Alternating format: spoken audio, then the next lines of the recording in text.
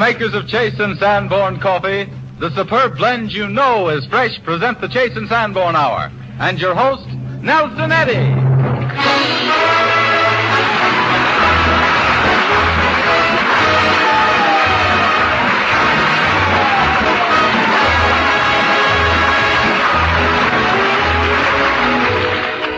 This is Nelson Eddy, sending off another Chase and Sanborn Hour. And this is Charlie McCarthy, worrying Nelson Eddy. No, you're not worrying me, Charlie. Yes, I I know. received some good advice in the mail yesterday from Don Amici. Oh, you got a letter from Don Amici? Yes, I did.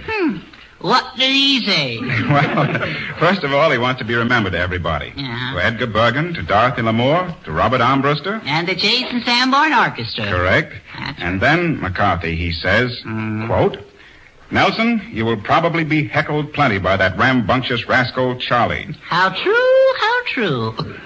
Try not to let him get you. No, try not to, that's right. Warn Charlie that I am gradually getting enough strength on my vacation to look forward to a return bout soon with a little wooden mug. A little wooden mug? How do you like that? Take a letter, Mr. Eddy. What is it, Charlie? Dear Amici, I have only this to say. I am waiting for your return, at which time I will be most happy to clip you, so help me, and mow you down. Insincerely yours, Charlie. Little wooden mug, wooden mug. Okay, Charlie. Yes. But before you knock me out in the first round, Insinuation. I'd like to welcome our guests, the delightful Olivia de Havilland and the explosive Billy Gilbert. Sure. And to add their wishes to ours that you will continue to like us as well as you do Chase and Sanborn coffee. Little wooden mug, you know, don't you know? And it's humiliating. That's all that is. It's humiliating. With Robert Armbruster showing the way, the chorus joins me in the marching song Tramp, Tramp, Tramp from Naughty Marietta. Don't call me a wooden mug. Oh, Charlie. I'll show. Okay, sing. Little wooden mug. That's the most...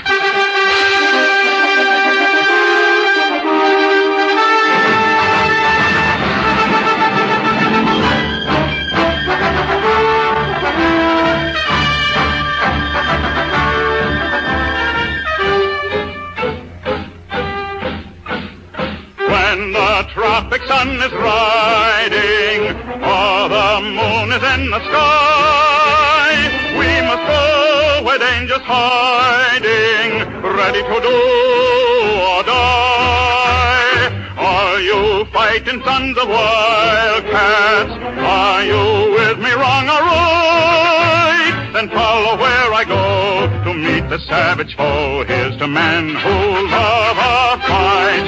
Here's to men who love a fight.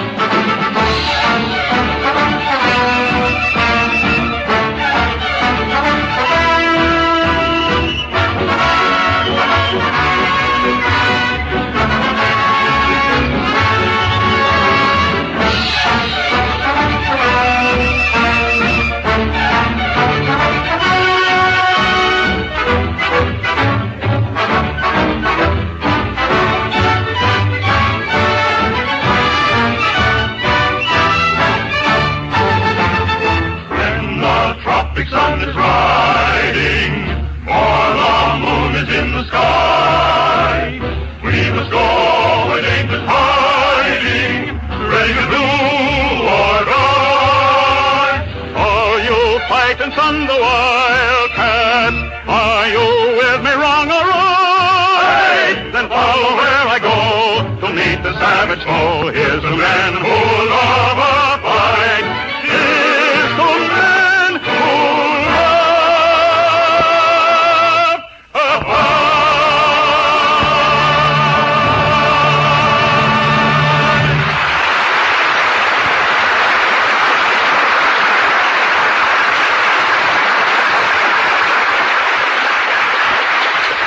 Inspired by the old and familiar Londonderry air, Helen Boardman Knox made it into a romantic love song.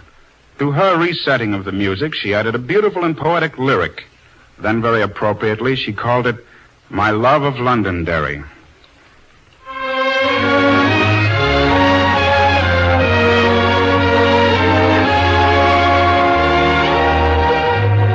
Was in the dear old town of Londonderry 'Twas in the merry, merry month of May.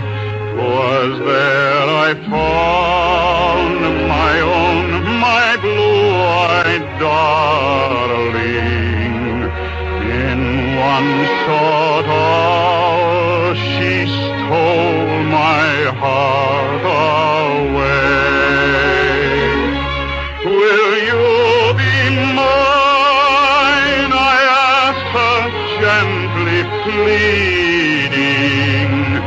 Sure it was heaven that made you just for me.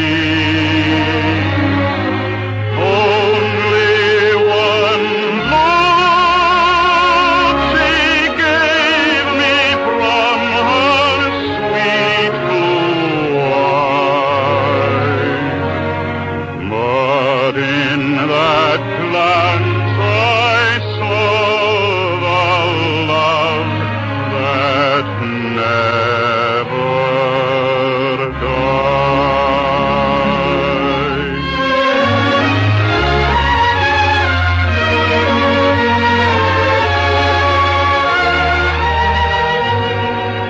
Was in the dear old town of Londonderry. 'Twas in the merry, merry month of May. The blackthorn buds were bursting into flower. The little birds were singing blithe and gay. Sure my own heart with joy itself was bursting. God ever bless the merry month of May. For it was then I found my blue-eyed darling, and wouldn't want her heart to be my own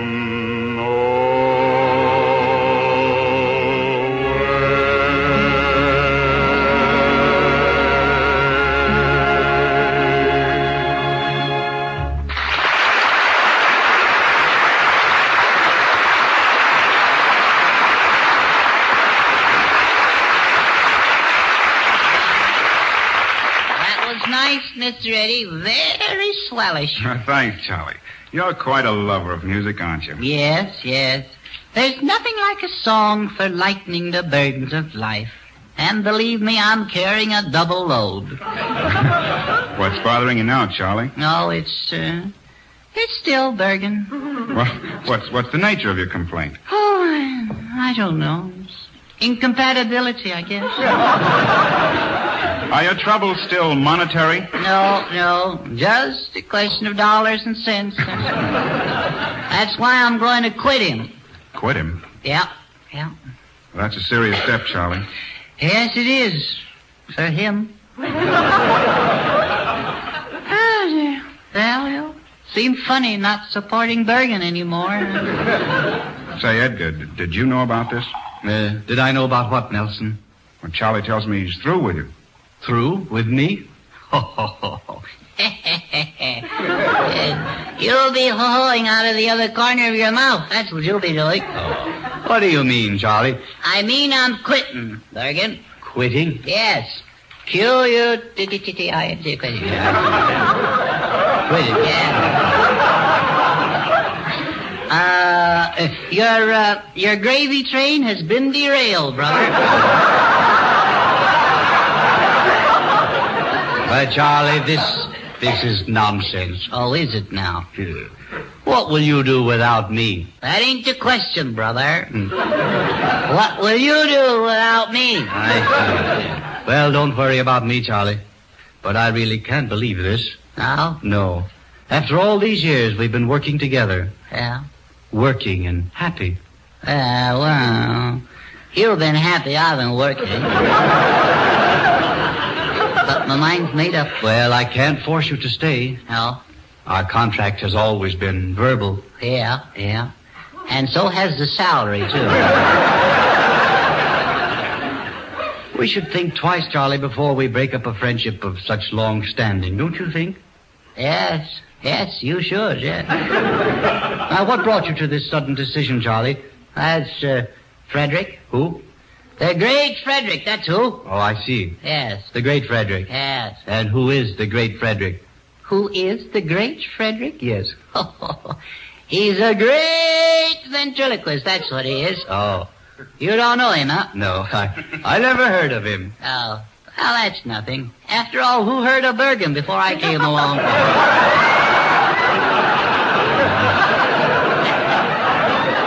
You think that don't cut a little? I see. So Frederick is this great ventriloquist. Yes. He's not only a great ventriloquist, he's as great a ventriloquist as there ever was. Yes. Yes, he is. But he's also a magician. Oh. Yeah. And a fire eater. Mm-hmm. And a notary public.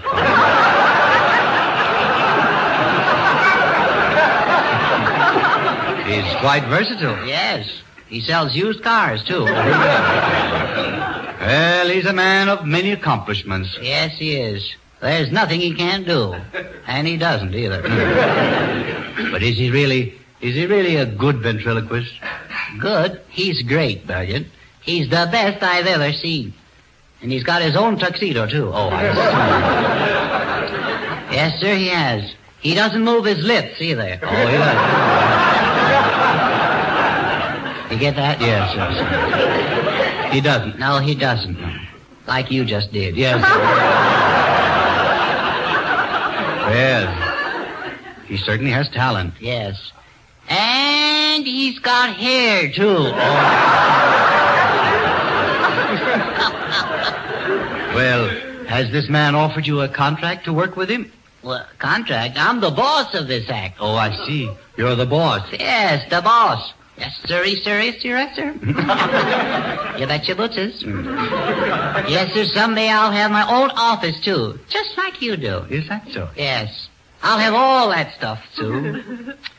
Yeah. I can see myself now. Sitting there in my swindle chair.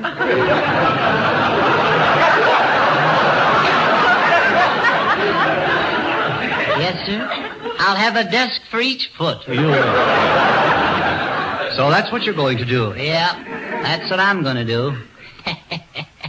And what are you going to do, Fergus? Well, in spite of the great Frederick, I'll continue as a ventriloquist. Yeah? Yes, I'll carry on. I'll keep a stiff upper lip. Yeah. You might try and keep the lower one still, too.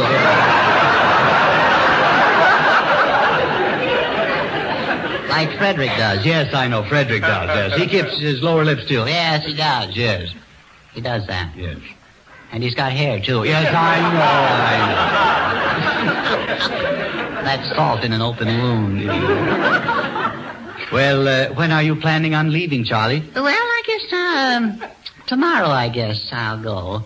I was going to give you my resignation then, but as long as you know now, I'll give it to you now. Your resignation? Yes, I have it here written out. Would you like to read it? No. Will you read it to me, Charlie? Yes, all right. Let's see, I have it here. It's Mr. Edgar Bergen. Guess you know who that is. Yes. I hereby tender my resignation to you most tenderly. The reason for severing this partnership is purely for business betterment, see? So you can't stop that forging ahead still. No.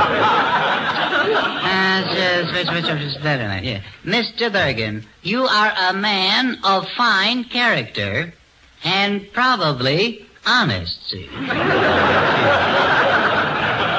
Probably honest. Yes, I give you the benefit of the doubt. Is that the best you can do? Well, all right, then. A man of fine character and honest, if watched. Now, let's see, where was I? I will be only too glad to recommend you as a performer for informal weddings, clam bakes, and bingo parties. Or wherever the entertainment requirements are not too exacting. Signed, Charlie McCarthy, late of Bergen and McCarthy, now of McCarthy and Co. Company, see? Sounds good, huh? Yes, sir. Is that all? No, there's a P.S. here, too. Would you mind reading that, too? I'll read the whole business. P.S. Tell the milkman to leave only one bottle of milk from now on. Grade B. That's all. That's all. Well, Charlie, I accept this resignation. Yeah. What? Yeah. I accept. Ain't you gonna put up a fight? Yeah. No, Charlie, I only ask two things of you. Well, what are they? Well, will you finish out the show today? Oh, sure, Bergen, sure. And I would like to meet this great Frederick to see if he's all that you say he is. Uh-huh. Well, would you like to talk to him? Yes. When? Well, how about, say, next Sunday? Next Sunday? Yes. Fine. Oh, next Sunday? Yes. Oh, yes. Well, where will you be next Sunday?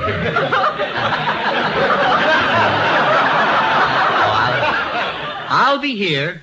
You will? Oh, yes, I'll be here. You really think so? I'm sure of it. Okay. Well, it'll be awfully dull here, but I'll bring him around next Sunday. All right.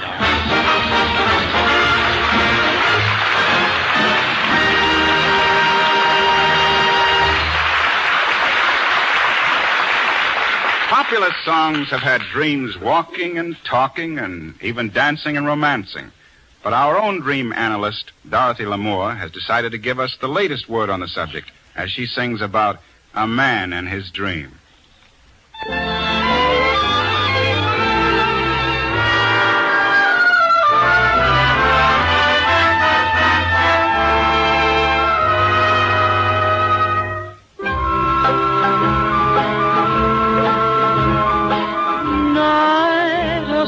Guitar, a hidden lane, a moon, and here and there a star, for a man and his dream. Night, a cricket's cry, a whispered word, a kiss, and now and then a sigh, for a man and his dream. And their eyes, when they meet, seem to say it's sublime, and their hearts proudly beat to a tune that is older than time. Night must fade away, and yet it leaves a love, so all the world will say there's a man and his dream beside him in the midnight glow, when lamps are low, and their eyes, when they meet, seem to say it's sublime, and their hearts proudly beat to a tune that is sweeter and older than time. Night must fade away, and yet it leaves a love, so all the world will say there's a man and his dream. A man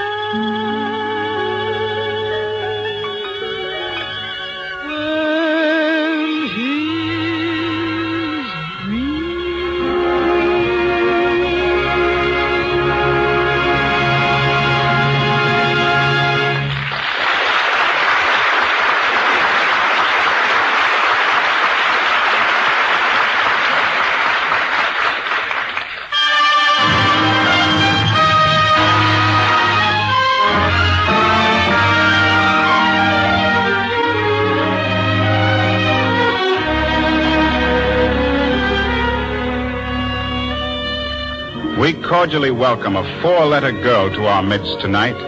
For youth, beauty, charm, and talent go hand in hand with Olivia de Havilland. With such an amazingly long list of successes already to her credit, we all look forward to seeing Miss de Havilland soon in Warner Brothers' historical production, The Private Lives of Elizabeth and Essex. Tonight she appears for us, together with Gordon Oliver and Fred Mackay, in an original radio sketch entitled Stormy Quarrel. Olivia de Havilland.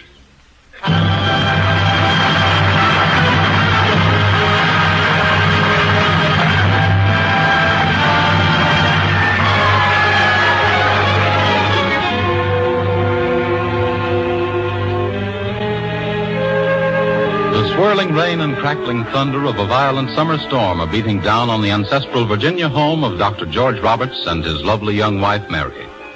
The power lines are down, and the old house is entirely in darkness. The telephone hasn't worked all evening. And to make matters worse, Mary Roberts is alone in the house. Alone because of a quarrel she has had with her husband. A quarrel which sent him in a fury out into the storm earlier in the evening. Regretfully now, Mary watches through the rain-drenched window for the first sign of her husband's returning car across the valley. When suddenly, a knock sounds through the gloomy house. Oh, George, thank goodness. Darling. Oh, I'm sorry. I thought you were my husband. You want to see the doctor? Doctor? Excuse me, but... Come in, won't you? There, that's better. You'd get drenched standing out there. I'd make a light, but there isn't any. The storm, you know. Yes, ma'am. The doctor's just gone out for a little while. You ought to be along any moment. Yes. Would you mind telling Lucia, Miss Adams, that I've come? Lucia? Adams? But there's no one here by that name. This is Dr. Roberts' home. Dr. Roberts? Well, I don't wonder you became confused. A storm like this and not a light to be seen. But this should be the house. The 5 Pines at the edge of the road. That's where Lucia always met me. Oh, I'm terribly sorry to have bothered you. Perhaps I... Oh, don't go. Come and sit down. You can see your way. My husband may be able to help you. And it's kind of scary alone in this big house tonight. I'd better go. I'm so late. Oh, no. It's all right, really. There's a little fire left in the grate and a cup of coffee to warm you up if you like. I wish it weren't so dark. I should like very much to look at you. Your voice. It's so much like Lucia's. I'm sorry, I shouldn't have said that. Well, perhaps I should prove very disappointing. I take it that you and Lucia... We became engaged last year. I haven't seen her for almost 10 months. Oh, you've been away? I shouldn't complain. I've not been the only one. No, I suppose not. Here's the coffee. If I don't knock it over in the dark. You're very kind. I might at least introduce myself. I'm Thomas Coppard. I'm with Beckwith's company. Oh, Beckwith's? Yes, we're just outside Richmond. Well, I should know the name, I suppose. Beckwith. Lucia Adams. Well, I have heard that name somewhere. Now I'll have to meet her. I'm sure she must be very nice and very pretty. She is indeed, Mrs. Roberts. And after 10 months, I don't suppose even this storm would hold you back from her. Nothing would. Not even death. What made you say that? I don't know. I didn't mean to, really. It just seemed to come out. Now, you will excuse me, won't you? You see, it should be this house. And yet, it can't be. Oh, I don't know. I'm so tired. I can't seem to think straight. Well, I'm sorry you don't feel well. But the doctor will be here any minute. He'll know what to do for you. What's that up there? That black circle on the wall. Why, you have remarkable eyes, seeing that in the dark. We're used to operating in the dark, ma'am. It's a cannonball. Cannonball? Embedded in the wall there? I didn't think they fired them that size in the Revolution. Well, it isn't from the Revolution, Mr. Coppard. It's from the Battle of Williamsburg. The Battle of Williamsburg? Yes, it must have been all but spent when it struck the house, for it just hit the wall and stayed there. All except a fragment of it. But I don't suppose even your eyes can detect the missing piece. A triangular fragment from this side. Why, your sight's amazing.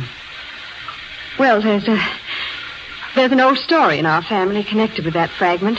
An old story, ma'am? Yes, it's told about a girl, young and pretty, engaged to a dashing young cavalry officer. His regiment was stationed outside of Richmond, where she was staying, and they intended to get married before he was ordered into the lines. But the night before their wedding, just such a night as this, wind and rain and thunder, they quarreled. It was his fault. Yes, it seems that... Oh, you know the story. No, you must tell me. Well, she ran away from Richmond that night and came through all that storm here to her aunt's house. I should have known. And the next day, the day that should have been her wedding day, she was here when the siege of Williamsburg began. The fighting was pretty heavy, but they thought this house was out of range of the battle. And she was sitting just about where I am now when that cannonball struck, and the triangular piece flew off and killed her. She was killed. It was very tragic. But the story doesn't end there. Her fiancé, the cavalry officer, not hearing from her, went off to war and was killed in the Battle of Warwick River. He never knew what happened to her. And he never saw her again. No. That's the thrilling part. Because they say he's still searching for her. His ghost, that is. But he never finds her. And according to an old tradition in our family that death will follow stormy quarrel, he never will find her until he atones for the fight they had that stormy night in Richmond. And tell me, ma'am, how is he to atone? Well, that's never been quite clear, but it has something to do with the curse death will follow stormy quarrel. I think he must sometime defeat the old legend and save two lovers from their stormy quarrel. Yes, ma'am. You quarreled with your husband tonight, did you not? Yes, I did. It was stupid. Oh, you don't mean... Oh, no. No, that's too silly. What, ma'am? Death will follow stormy quarrel. Oh, but that's just superstition. Of course, ma'am. Tell me, your husband... Oh, look. Look, there he is, across the valley. See? I know those car lights. One of them's dim. That's my husband. That must be he. I guess I'm pretty silly, but you know, that story must have got under my skin a little. You're not silly, ma'am. Your husband has to come across the river. Yes.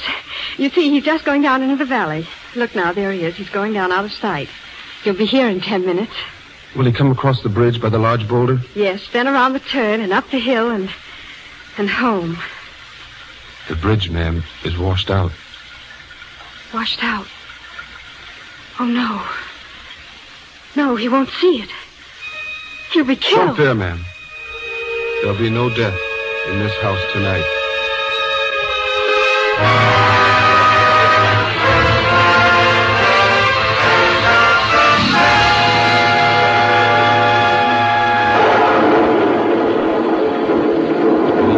Blast this windshield wiper. It's no good on a night like this. Now, where's that bridge turn off? Oh, there she is. Oh, hold on. Don't go over. What was that? Hold there. Don't try the bridge. For the love of Mike, a horseback rider. What a night for a canter. Hello there. What can I do for you? Don't try the bridge. She's washed out. Washed out? Great Scott, man, thanks. If I'd never seen it, I wouldn't have had a chance. There must be no death in your house this night. No, of course. What? No, well, thanks, old man. I'll cut back to the Valley Stream Bridge. Thanks a million. Good night.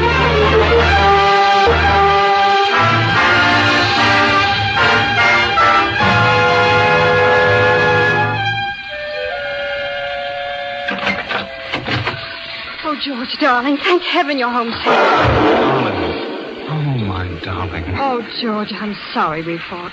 We won't again, darling. Promise me we won't again. Not after this. We came awful close to ending up on a fight, Mary. If I hadn't been stopped in time, you'd be minus one husband. Big Boulder Bridge is washed out. I know. Some guy on horseback, a state cop or something, stopped me just as I was heading into the turn. It was too close for comfort.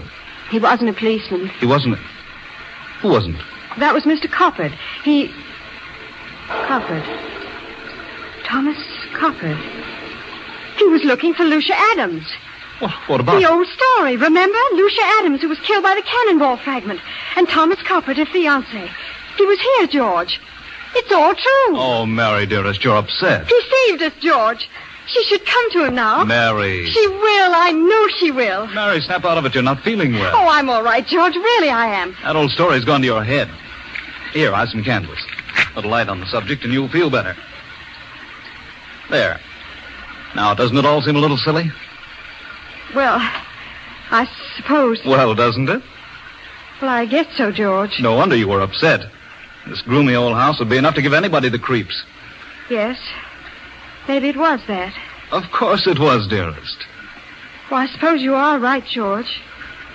I do feel better now.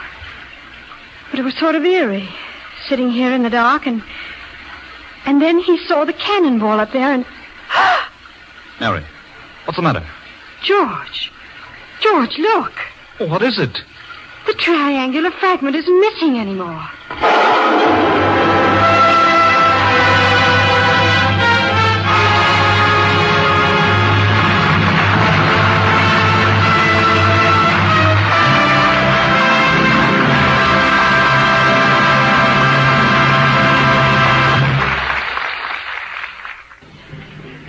This is Nelson Eddy, and the Chase and Sanborn Hour continues.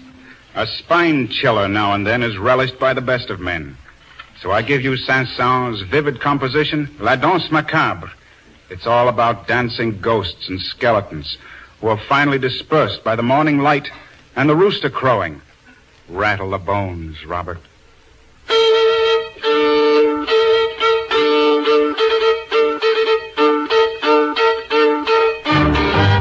Ting-ting, l'amour en cadence frappe d'une tombe avec son talon. L'amour à minuit joue un air de danse. Ting-ting, sur son violon.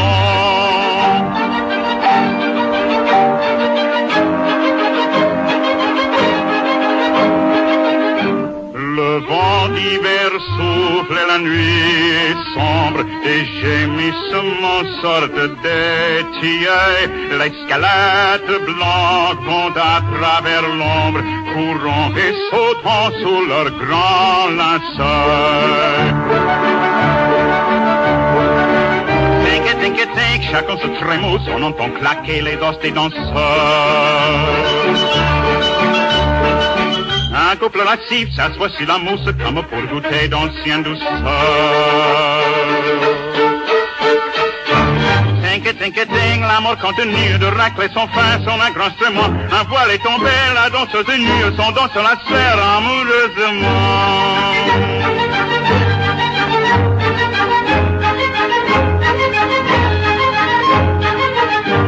La dame est dit-on marquise ou baronne, et le ver galant d'un pauvre charron.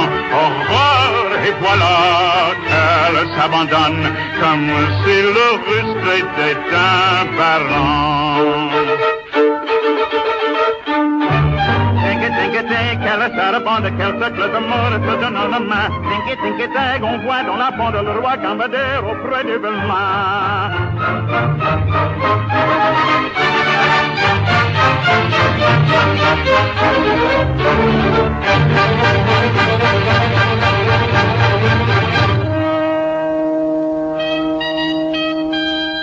Mais psst, tout à coup, on quitte la ronde, on se pousse, on fuit, le coq a chanté.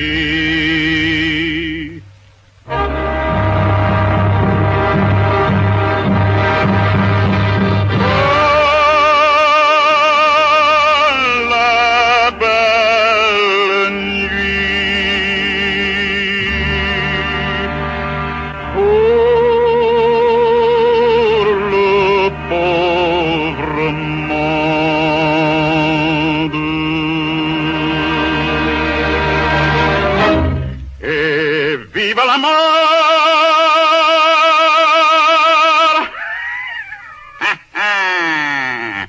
Et l'égalité.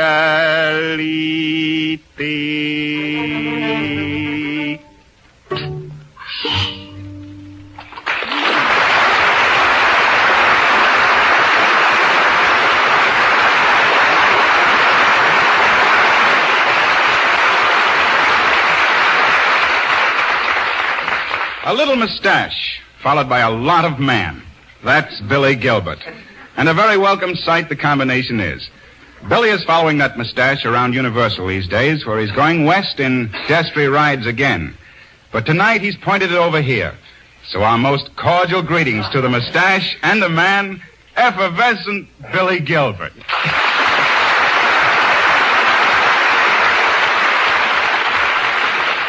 Well, Billy, it's good to see you. You don't tell me, Mr. Eddie. But I do tell you, Billy. I know you do. Well, then why did you say I don't? I didn't say you don't. I said you do. I mean, you don't. You... Please, Mr. Eddie, I don't want no trouble with you. Well, I'm sorry, Billy. I got enough troubles with my canals. Your canals? You've been digging ditches, Billy? Of course not. I ain't got time. All day I'm in my canals. What canals, Billy? My dog canals. Dog canals? What are you talking about? Gilbert's Home for Happy Hounds. Oh, you mean kennels. Didn't I say it? Why, I didn't know you were running a kennel, Billy. Certainly, and what a headache. It's wonderful. I'm losing money head over heels. Oh, sort of a white elephant, is it? Not in my doghouse. I got enough trouble with just dogs. See, what do I want with an elephant? I don't know. What do you want with an elephant? Well, I could make a... I don't want no elephant. Nelson, what seems to be the matter with our Mr. Gilbert? Oh, he's having a lot of trouble with his dogs, Dottie. Oh, that's a shame. Billy, why don't you soak him in a mustard bath for an hour or so? My dogs? Certainly. A fine thing. It isn't enough. I should drown them. I gotta use mustard in it. Oh, I see. You're talking about dogs. Oh, oh, isn't that cute? Baby talk. I like animals myself, Billy. I've got a little Pomeranian at home. Oh, is that so? Isn't that sweet? There's nothing I like a little pomegranate, a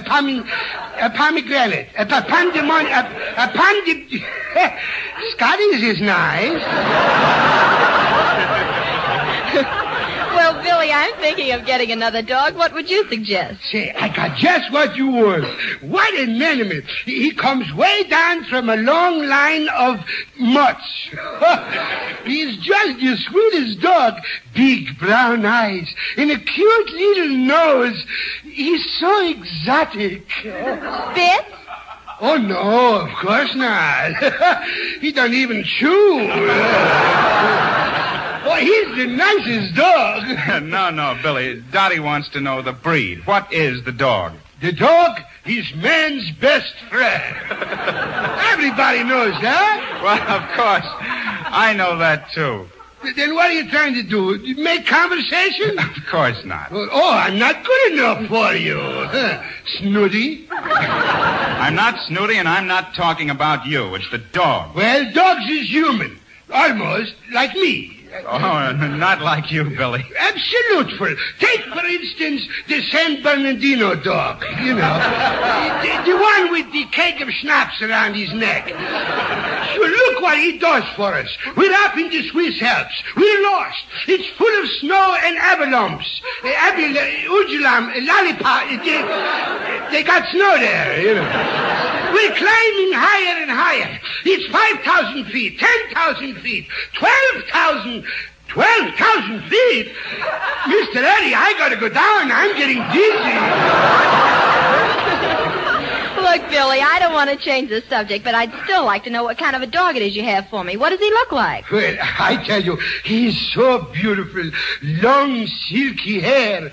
In places, you know. He's got big, black, floppy ears, and he's practically got a tail. Oh, and he's a fine police dog. Shh. What do you mean, police dog? Shh. Secret Service.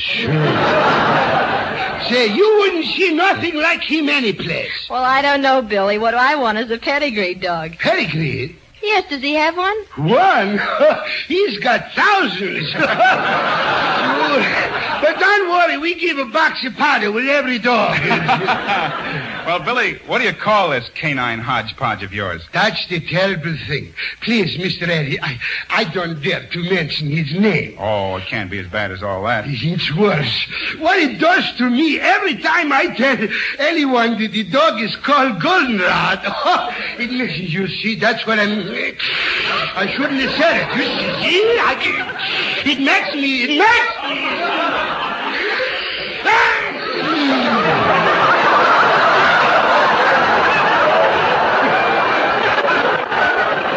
See, I sneeze. There's no doubt about it, Nelson. He sneezes. Well, then why in the world did you call him Golden? Stop! Don't say it, boy. That was a close one. That's one of two words that always makes me sneeze. Goldenrod is? Yes, that's... You said it. You said it. I told you, don't you? You never... Don't you...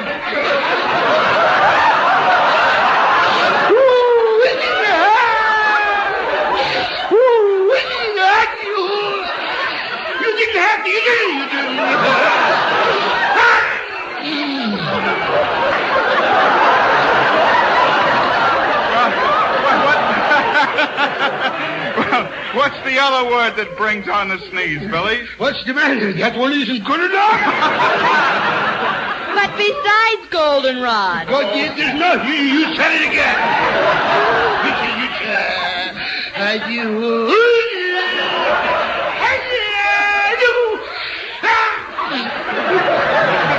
Gesundheit. That's it. That's the other word.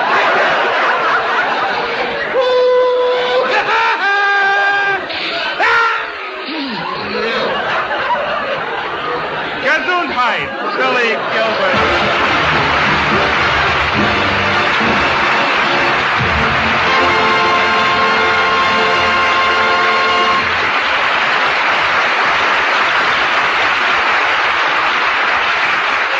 'Tin Pan Alley these days seems to be as full of advice as it is of songs. The latest suggestion dismisses old man Trouble by telling him to go fly a kite. And since there is no one from whom we would more readily take advice than Dorothy Lamour, we will leave it up to Dottie herself to give it. Dish it out, Dottie.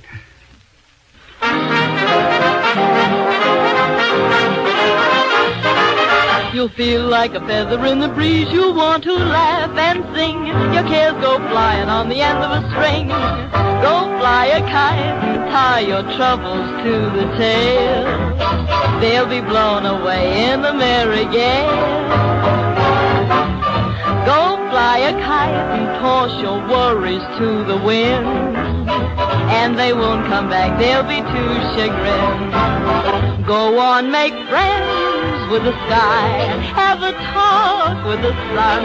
It's a bright way to live, if you'll pardon the pun. Go fly a kite and you'll imagine you're a king. 'Cause you've got your world on a piece of string way up in the sky. Troubles go a-flying away up high. When your heart is happy, there's no need to sigh. Go fly a kite and tie your troubles to the tail. They'll be blown away by a merry gale. Go fly a kite and toss your worries to the wind. And they won't come back, they'll be too chagrined. Go on, make friends with the sky. Have a talk with the sun. It's the bright way to live, if you'll pardon the wisecrack, I mean the pun. Go fly a kite and you'll imagine you're a king. 'Cause you've got your world on a piece of string, just do as I say, and all your cares and woe will fly away.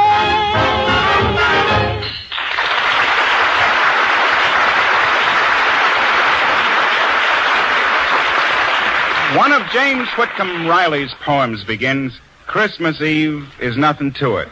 New Year's ain't a smell. And it goes on to say that Circus Day is the grandest of all. But even Circus Day has a rival now, and this is the day. It's a big day for users of Chase and Sanborn coffee. The judges have carefully considered all the thousands of entries in our recent contest, and the winners have been decided. You sent in hundreds of good reasons for changing to Chase and Sanborn dated coffee, and we want you to know how grateful we are. One big reason many of you gave for changing is our rapid fresh food special delivery service. Our trucks rush the freshly roasted coffee from the nearest roasting oven to your grocer. Others spoke of the date marked on the front of every silver package to assure you freshly roasted coffee. We see to it that no dated coffee stays in your grocer's store more than 10 days. And that saves you money, too, because with our dating and rapid delivery system, costly containers are not necessary. Using the new silver package instead means a considerable saving, and we pass that saving on to you. And out of all the fine reasons sent in, the judges selected the one given by Mrs. Andy Doty of Glen Ellen, Illinois, as the best of all. Mrs. Doty receives the first prize of $2,500. Congratulations, Mrs. Doty. And congratulations to all the other 1,500 prize winners, too. All prize winners will receive notice and their prize money in the mail. Thank you all again for the fine things you had to say about Chase and Sanborn coffee. And tomorrow, enjoy the coffee so many people like so well. Ask for Chase and Sanborn dated coffee in the new silver package.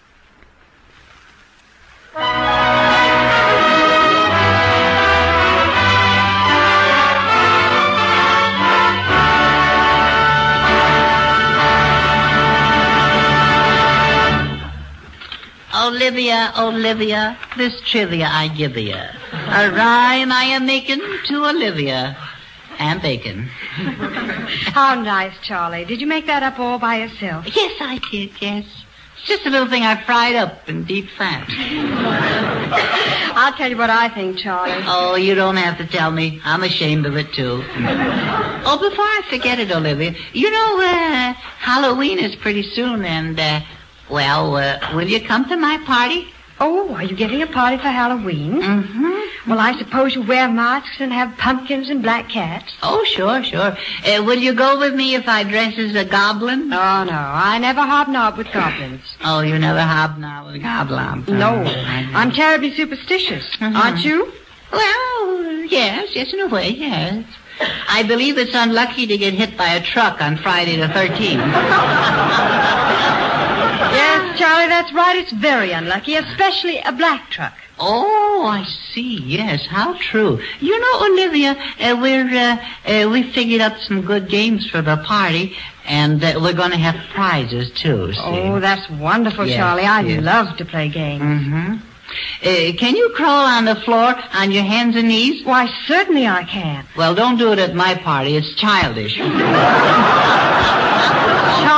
Charlie, you betrayed me. Yes, it is. What games are you going to play? Well, we've got one that's a swell game. It's called Pin a Tail on a Donkey, see? Oh, that old game. Well, I think I'll just sit and watch. Oh, no, you won't. No, you got to do something, you know. There's no wallflowers admitted, see? Well, now, let me see. What'll I do? I don't know. What? Well, let me see. I'll work on it. I know what I'll do. I knew you'd get something. I'll tell a ghost story. You'll tell it? No. A ghost story?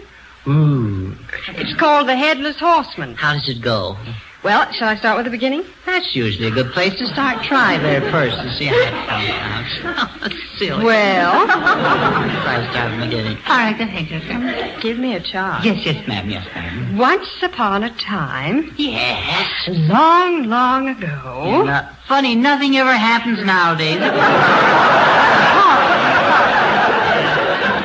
So sorry. Continue. Once upon a time. Long, long ago. Yes.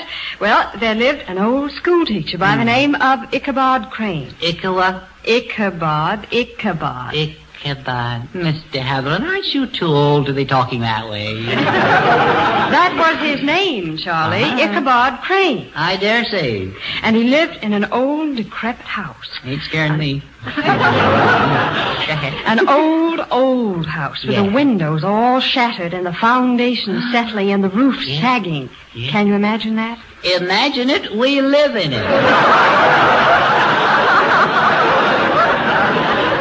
But proceed, my little banshee. Well, one dark night, Ichabod was riding down a lonely road on the banks of the Hudson.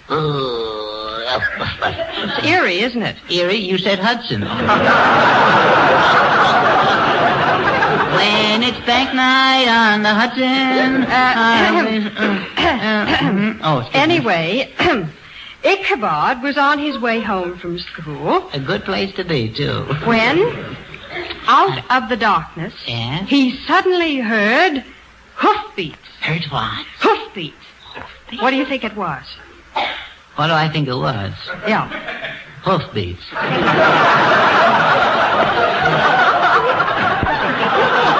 What was it, Charlie? Well, now let me work on this one. I have my turn. Snake. No. A fish. No, Charlie, it wasn't a fish. It was a horse. Oh, that's a dandy story. A horse making hoofbeats? Well, I'm a ringtail baboon. Amazing, Dr. Clitterpuss. Well, it was amazing because on the horse sat a horseman. Well, that's a good trick. Amazing. Wait a minute. Yes, I can. It wasn't just a horse. No. It was a horse with hoofbeats, wasn't it? It was a man riding on the horse without a head. Riding a horse that had no head? That's ridiculous. No, the horse had a head. Oh, he did he? Yes, the man had no head. Oh, the man had no head. Well, now, that's different. That I can believe. But honestly, didn't he really have a head, didn't he? Well, yes, he had one. Yes. But he was carrying it underneath his arm. No. Yes. Underneath his... Now, that's a nice trick if you can do it. Let's try that sometime. Gee, that must have scared old Nickabob, didn't it? Who, Charlie? Nincompoop? Nincompoop? Not Nincompoop. No? Ichabod. So sorry. Well, what did Icky do? He was terrified. He was. He stood as if frozen to the ground. Oh, it was winter, huh? Yes. No. It wasn't anything of the sort. Well, then, suddenly, the rider threw his head at Ichabod. No. Yes. Boy, that's using the old bean.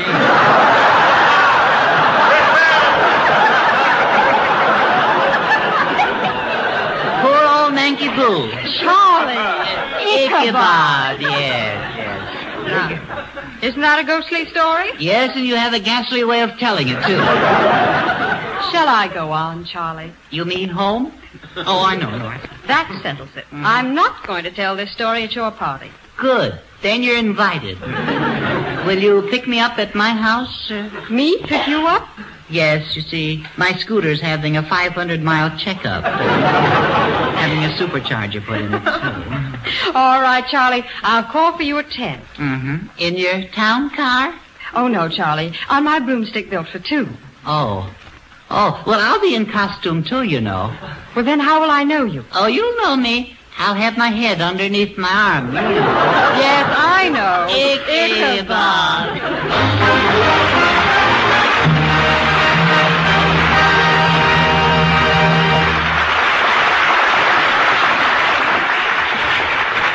There are many reasons for the high place held in the musical sun by our own beloved Victor Herbert. One we have always recognized was his ability to translate romance into music. I have combined his Sweetheart's Waltz and For Every Lover into a medley which I hope will prove my point.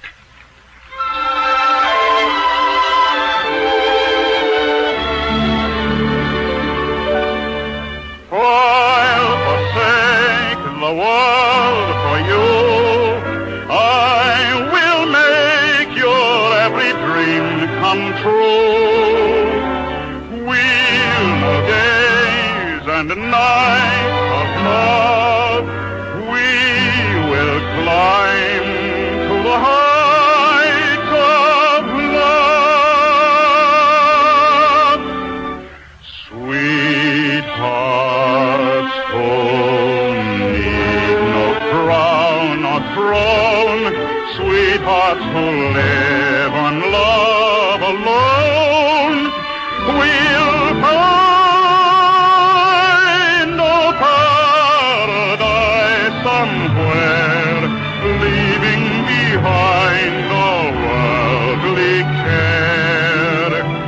Sweethearts today will never fade, like an eternal serenade.